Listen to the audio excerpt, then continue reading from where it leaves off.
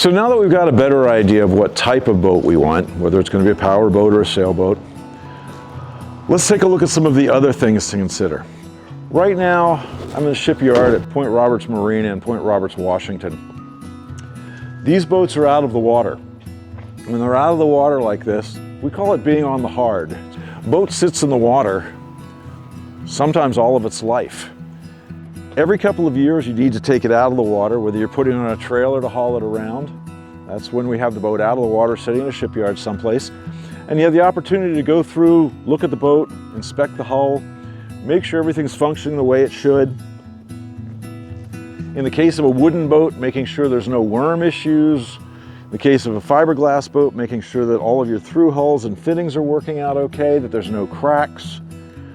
Because it's very easy, since you have a water line up here someplace, to have a situation where you've got creepy crawlers inside, water can't get in or out, and depending on what type of a through hull it is, you might want it to. Seeing how all of your coatings are, the gel coat over the fiberglass is important. Is the stuff on the boat being eaten alive? In this case, it's just mold because we're in the Pacific Northwest. It comes off, it happens every year, you end up spraying it 2 or 3 times.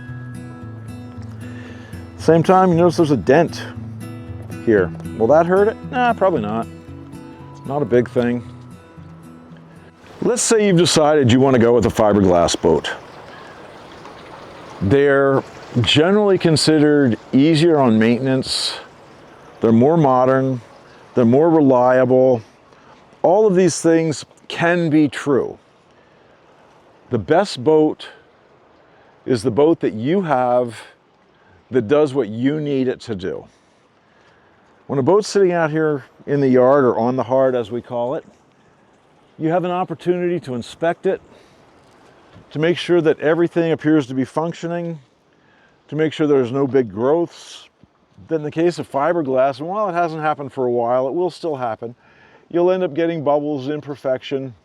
They'll split or crack and hurt the lamination. But you have an opportunity to actually inspect the boat. We have an old tug, wooden boat.